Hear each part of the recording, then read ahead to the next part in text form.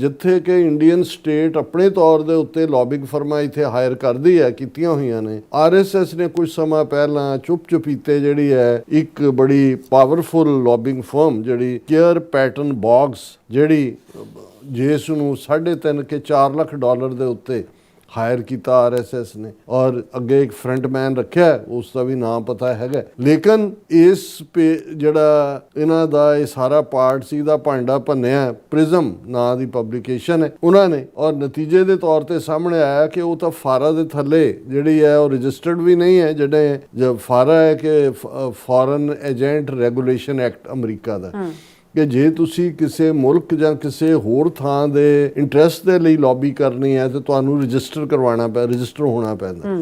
ਸੋ ਜਿਉਂ ਹੀ ਇਹ ਹੋਇਆ, RSS ਨੇ ਪਹਿਲਾਂ ਤਾਂ ਉਹਨਾਂ ਦੇ ਸਪੋਕਸਮੈਨ ਨੇ ਕਿਹਾ ਜੀ ਅਸੀਂ ਤਾਂ ਕੋਈ ਲੌਬੀ ਫਰਮ ਨਹੀਂ ਹਾਇਰ ਕੀਤੀ ਹੋਈ। ਹਫ਼ਤੇ ਬਾਅਦ ਜਿਹੜੀ ਉਹਨਾਂ ਦੀ ਪਬਲੀਕੇਸ਼ਨ ਹੈ ਆਰਗੇਨਾਈਜ਼ਰ, ਉਹਨਾਂ ਨੇ ਮੰਨ ਲਿਆ, ਉਹਨਾਂ ਨੇ ਕਿਹਾ ਜੀ ਹਾਂ ਕੀਤੀ ਹੈ। ਹੁਣ ਜਦੋਂ ਇਹ ਫਿਰ ਸਾਰੇ ਇੱਥੇ ਹੁਣ ਇਹ ਬੜੀ ਰੈਪਿਊਟਡ ਸਕੁਆਇਰ ਪੈਟਰਨ ਬੌਗਸ ਲੌਬਿੰਗ ਫਰਮ ਹੈ, ਉਹਨਾਂ ਨੂੰ ਲੱਗਾ ਉਹਨਾਂ ਨੂੰ ਡੀਲਿਸਟ ਕੀਤਾ, ਸਾਰਾ ਮੈਂਡੇਟ ਬਦਲਿਆ, ਦੁਬਾਰਾ ਜਿਹੜੀ ਉਹਨਾਂ ਨੇ ਫਾਈਲ ਕੀਤੀ। ਔਰ ਅੱਜ ਪਿਛਲੇ ਕੱਲ੍ਹ ਦੀ ਜਨਵਰੀ 29 ਦੀ ਖਬਰ ਹੈ, ਪਿਛਲੇ ਕੱਲ੍ਹ ਦੀ, ਉਹਨਾਂ ਦੀ ਪ੍ਰਿਜ਼ਮ ਨੇ ਆਪਣੀ ਲੀਡ ਸਟੋਰੀ ਬਣਾਈ ਹੈ, India's largest far right Hindu organization ends congressional lobbying campaign in US। ਉਹਨਾਂ ਨੇ ਉਸ ਨੂੰ ਐਕਸਪੋਜ਼ ਹੋ ਗਏ।